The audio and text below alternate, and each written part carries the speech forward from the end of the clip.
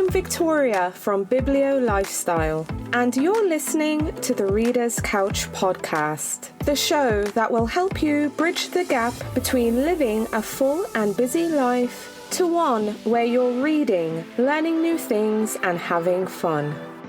Today on the couch, I'm so excited to welcome author Raul Palma to talk about his debut novel, A Haunting in Hialeah Gardens. In A Haunting in Hialeah Gardens, we meet Hugo, a Babalawo trapped in Miami with insurmountable debt while also grieving the loss of his wife. But one day, he receives a surprising offer from his nemesis, Alexi Ramirez. Alexi offers him a deal to cleanse his haunted house in exchange for forgiving Hugo's debt. Hugo reluctantly accepts, and he ends up embarking on a journey that forces him to confront his past. Now, in this episode, Raul and I talk about his new book, his inspiration for the story, and he shares some great book recommendations. Now, I have to say, I was drawn to this book on the title alone, and I know Hialeah Gardens, so I was like, let's see where this one is going to go, and it really didn't disappoint. But before we get to the episode, please take a quick second, if you haven't already,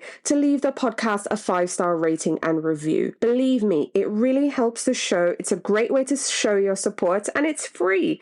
So hit those 5 stars. I'll be forever grateful. So thanks in advance. And now on to the episode with author Raul Palma. Hi readers, welcome again to the Reader's Couch. I'm your host, Victoria Wood, and here on the couch with me to talk about his debut novel, A Haunting in Hialeah Gardens, is author Raul Palma. Raul, welcome to the Reader's Couch. Hey, thank you. Thank you for having me. Yay, I'm super excited about your book. Can't wait to get into it. But I want to know how you're feeling, first of all. It's your debut novel. I'm excited about it, but I want to know how you're feeling. How are you feeling? How excited are you about this one? Oh, I'm feeling great. It was actually, it was such a long build up to the release day, right? And I was just so happy finally October 3rd to go to Buffalo Street Books here in Ithaca and celebrate that moment. And since then, just seeing the book in readers' hands, seeing folks reading it, thoughtfully thinking about it, it's been just an absolute dream. Oh, I can't even imagine. So I was drawn to the title, first of all, Hialeah Gardens. My listeners know I'm in the state of Florida, but I want them to hear it straight from you before I start to break it down. Tell us about A Haunting in Hialeah Gardens and what can readers expect when they pick up your book? What's your elevator pitch? Oh, sure. A Haunting in Hialeah Gardens follows Hugo Contreras, a man who's in incredible debt, who's having his wages garnished by Alexi Ramirez, an attorney who's also a collector. And the novel actually opens up with this really interesting Faustian bargain. And the idea being that Alexi's house is haunted. And Hugo, who happens to be somebody that can help folks with hauntings, a Babalawo, gets contacted by Alexi. And Alexi asks Hugo, can you please help me rid my house of ghosts? And Hugo at first kind of resists the idea. But eventually Alexi says, if you do this for me, I'll forgive all of your debt as if it never happened, right? And it's with that initial agreement that the story really gets rolling. And I mean, that is something that is incredibly difficult for Hugo to refuse because he is deep in debt. He just lost his wife. There's lots of medical debt associated with that. He's also a spiritual healer, though he's a bit skeptical about it as well. So there's a lot going on with him. So tell us about Hugo. Yeah, absolutely. Hugo is he was born and raised for a short period in Bolivia and immigrates to the United States at a very young age. But for Hugo, that history is kind of locked away or sealed away for him. He doesn't like thinking about it too much. There's something about his past that has caused him to kind of become, in some ways, a non-believer. Hugo is someone who, when the novel opens up, is living in a small efficiency, kind of like a small studio apartment attached to a house in Miami, and who's incredibly isolated, continuing to mourn the death of his wife. and someone who, for the most part, has his life locked up into his rituals. He goes to work, comes back home, and so forth. So he's somebody who, the way I like to describe it is that all the available spaces of Miami are kind of closed off to him. And throughout the course of the novel, he begins to really kind of struggle with what it means to be a Babalawo, a spiritual healer who doesn't believe in what he's doing. So I want us to focus on his profession. He's a Babalawo.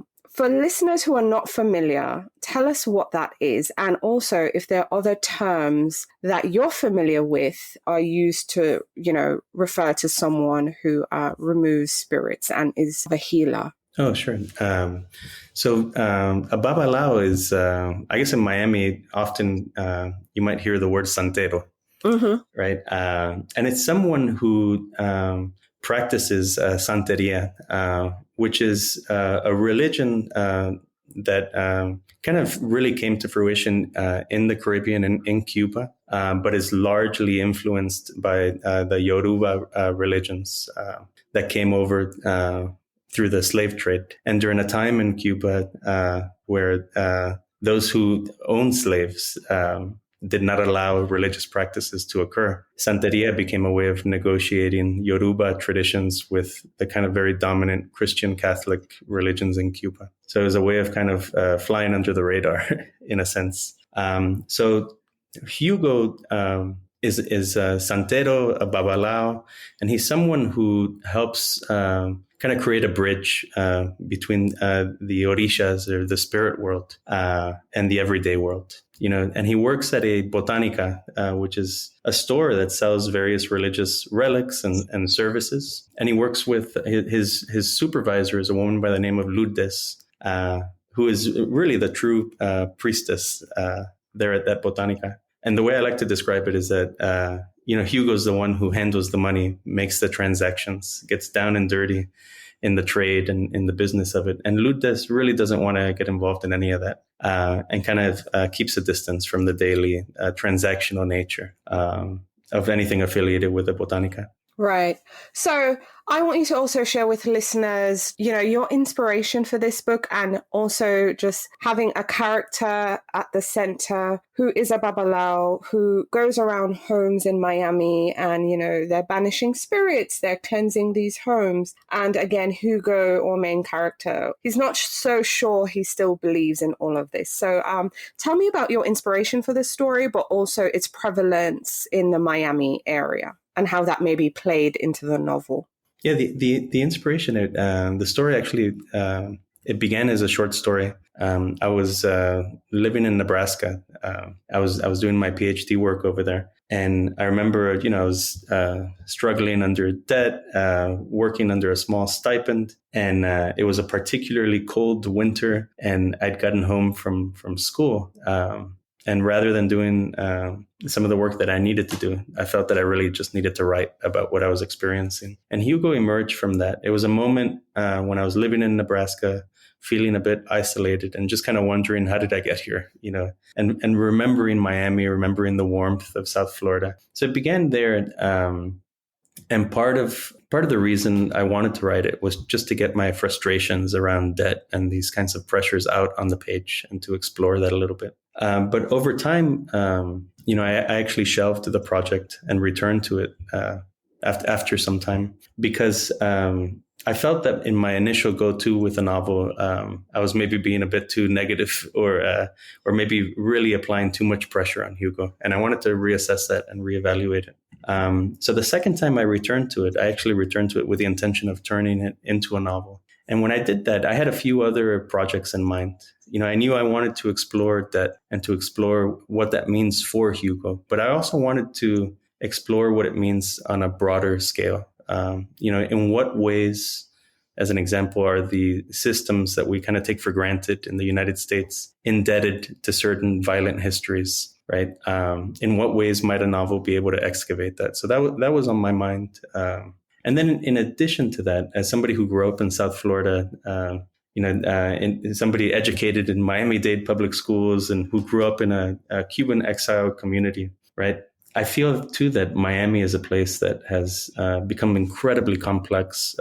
There's a seismic shift occurring in the way that it's developed into this global city. And I wanted to tell a story about Miami that somehow acknowledged that larger shift that wasn't strictly, let's say, told from the vantage point of a Cuban American, but rather that somehow makes a nod or note to the larger Latinx community. So there was a sense of decentering, the Cuban American enclave in Miami, to really try to broaden the vision or the vantage point of a larger Latinx community. So those were some of the things floating around in my head when I set out to write it. Oh, wow. That's so interesting to hear. I really enjoyed this book. I thought it was great. Our main character, Hugo, I enjoyed following him. I know he felt that maybe I'm just going to show up to my debt collector's home and, just do a couple little things and walk away. But he also, too, has to reckon with his past. And there's humor in there. There's tragedy in there.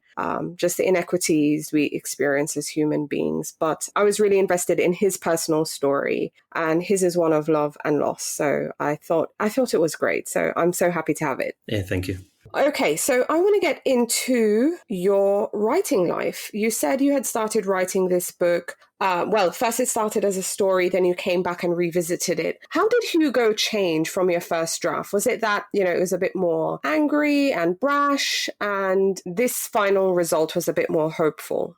Yeah, in the initial draft, there was a lot more of his interior life that had less of a presence in the story, and in many ways it was because it was a short story, and I didn't have a lot of space or time to really kind of excavate that. Mm-hmm. So that was one way in which, returning to Hugo, I began to wonder, did I know him well enough in the story initially? The novel gave me a lot of space to really dig into his past and to acknowledge kind of the flame within him, right? Mm-hmm. So there's that component. And the other shift from a story to a novel was that the story at times, the pacing felt like it was a bit rushed. The novel allowed me to really kind of take my time with every single plot point and just kind of give it the attention it deserved. It almost was demanding to be a novel from the start, but maybe being a student and not having the time to really delve into it prevented me from doing it back then. Did you have like an alternate ending to this book, or was there something cut from the editing process that you actually loved? The ending, it was something I was nervous about building up to it, because I had a general idea of where I wanted the novel to go, and I wondered whether it would ultimately all come together. And it was through, getting really great feedback from peers and through the editorial process that I really gained a lot of confidence and felt that everything was clicking into place in ways that I felt comfortable with. But yeah, the ending, without giving it away, was such a fun section to write. Oh, I love hearing that. So prior to this novel, you had a story collection. Now, I have to admit, I didn't read this one, but tell us about In This World of Ultraviolet Light. What can readers expect if they want more from you? It's a short story collection, about 8 stories, and Miami is the kind of sometimes explicit and sometimes implied subject of each of those stories. And what the story collection does is it looks at tensions between Cubans and Cuban Americans, or Cuban Americans at various stages in their histories in Miami, or the larger Latinx community and tensions between the Cuban American community. And what it attempts to do is kind of draw those out, right, and apply pressure on them with the intention of really kind of getting down to the bottom of what it means for Miami to have grown into a global city in the way that it has. So it's a collection of these short stories. They're fast paced and experimental in ways sometimes that it's a little harder to do with a novel. Mm-hmm. And they span 10 years of my work. Oh, wow. Well, I'm a fan of short fiction. I'm always advocating for that on here. So I guess I need to go look at this one since it's very Miami centered as well. So, I'm really excited about that. But we're greedy readers on here. We love books. And even though I'm here recommending yours to listeners today, we also like looking ahead. Are you working on anything right now?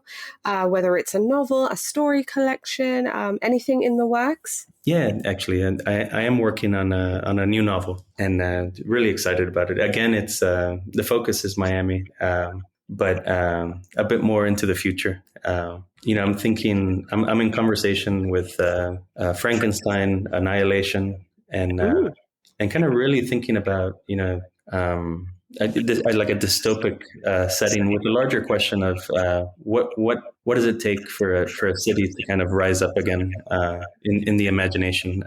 What does tourism look like in Miami? 200, 300 years from now, right? Kind of exploring those ideas. Right. Okay, well, that sounds interesting. Again, South Floridian here. And I love reading those things. And of course, tourism is such a big thing here. And, what will the strain on resources be as we just grow, but also just the dynamic. So I'm interested in whatever you have to write about what the tourism will look like in the future. And of course, what that means for us locals, Thank you. I was actually telling my daughter today, as somebody who grew up in Miami and went to school in Miami, one of the stories that I remember learning quite early was the story of Julia Tuttle, right, who mailed Henry Flagler orange blossoms as a way to kind of prove to him that Miami is always warm, right? And even if there's a deep freeze elsewhere, you should really bring your railroads down to Miami. And it wasn't, I grew up on that story. And I remember fondly driving on the Julia Tuttle Bridge and thinking, this is her bridge. How cool. And it wasn't until years later studying literature of South Florida and history that I learned the whole story is made up. It's a fabrication. You're joking. And there are other stories like it that really mark Florida as, like a place where like there are these exceptional qualities about the state, like the Fountain of Youth and things like that. And it's fascinating to see why those stories emerged and what they mean. Yeah, absolutely. I mean, I didn't grow up here, but everything, it's quite fascinating. There is, a lot to the state. And I'm very interested in what a futuristic look would be. So yeah, I'm super excited about your book. But I want to know now that you have a novel out, you're working on your second book. If you could tell your younger self anything, what would it be? To really just kind of enjoy the process, right? The greatest joy I've had as a writer is anytime I actually sit down to do it and get lost in it, and even if there are other tensions or anxieties in life or things like that, right? Ultimately, making the time to sit down and write has always been worth it. Whether it's a good writing day, a bad writing day, I think my younger self maybe spent a little too much time thinking about the final product and what that would look like, as opposed to like really just making it part of one's life, right? Yeah. I can see that 100%. But Raul, I want to get into your reading life now because, again, like I said, we're greedy people. But we want to know what you're reading and what you're loving. So share with our listeners the last book or books that you finished reading that you'd now recommend. Well, I'll start out with Joy Castro's One Brilliant Flame. Joy Castro is just an amazing fiction writer, nonfiction writer. Person. And One Brilliant Flame, it's set in Key West. It's a polyphonic novel with multiple points of view, a historical novel. And I spent quite a bit of time in Key West, so it hits home for that reason in particular. You follow this amazing cast of characters around a historical event that occurred, a massive fire that occurred in the island, right? And just an absolute treat. So Joy Castro's One Brilliant Flame, and then Cristina Garcia's Vanishing Maps. I grew up reading Cristina Garcia, Dreaming in Cuban, and this is, I guess, dubbed the sequel to that, following the Del Pino family. But this really fascinating project, right, that really kind of hit close to home, in which a family, a Cuban family, is now dispersed across the world, right? And so these larger questions about what it means to belong, or what it means to have roots, right, to an island or to a place surface. And I feel in particular for the Cuban American diaspora community that this is a question that a lot of people in my generation are thinking about. So it's really timely, and like anything she writes, just a gem of a novel. Oh, awesome. I know you said you were reading Cristina Garcia from, a young age, but what would you say was your favorite childhood book that you can remember? Like that one book that captivated you when you were really young? The Rats of Nim by Robert O'Brien blew me away. I remember I loved the movie, cartoon, and then I read the actual book, Mm-hmm. and I was like, this is not like the movie at all. Right? I mean, it was my first example of like, oh, the book is like so amazingly better than the movie. So the Rats of Nim stands out. The Never-Ending Story, again, the book itself. These were books that I came to after enjoying the movies and feeling, I want to read the actual book. And it's amazing. It's an amazing novel. I still remember every chapter ending with some really amazing, like the beginning of some amazing story, and the final sentence is always something like, "But that's a story for another time," and it just moves on. Right? Yeah. I love that. Yeah. That's awesome. What books are you looking forward to reading in the year ahead? Well, on my list, and I guess on my TBR, and soon up is Claire Jimenez's "What Happened to Ruthie Ramirez." Mm-hmm. Right, really excited about that one. Also excited to read Gabino Iglesias' "The Devil Takes You Home." Mm-hmm. I'm carving my way out to make some time to really lean into it. And another book of poetry, a debut collection by Jamaica Baldwin. It's called Bone Language.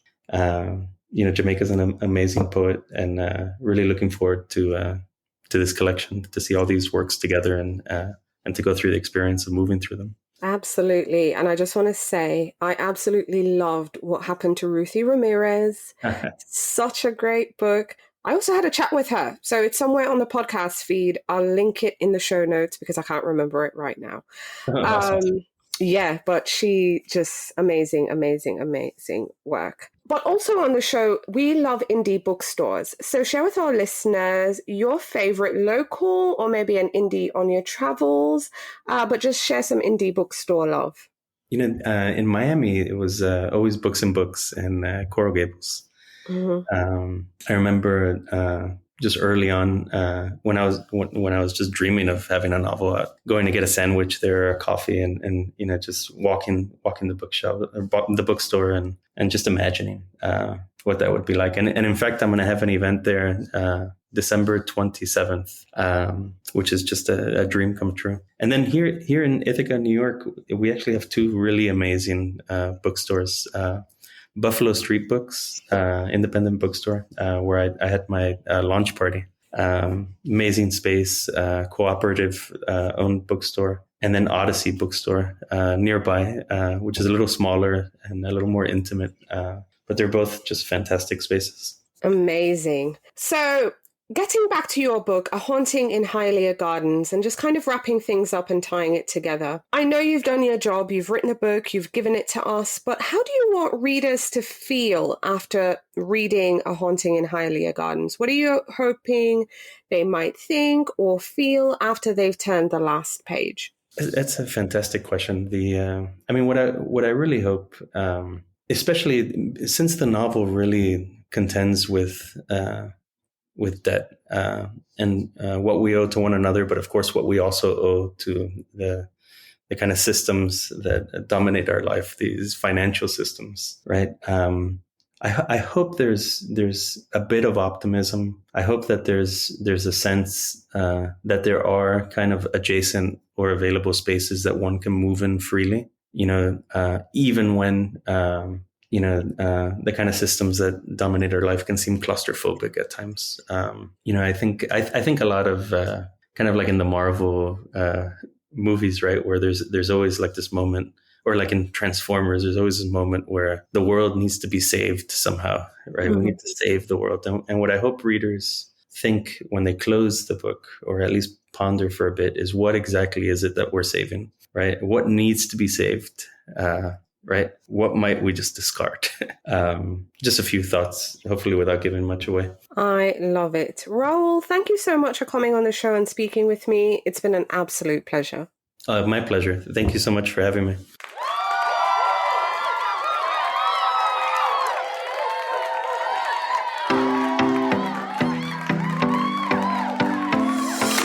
Thank you so much for listening to the Reader's Couch podcast. Please subscribe to the show, share it with a friend, and take a few seconds to leave a rating and review. Until next time, stay lounging, stay reading, and whenever you're in doubt, go straight to your local bookstore or library. Thanks again for listening, and happy reading.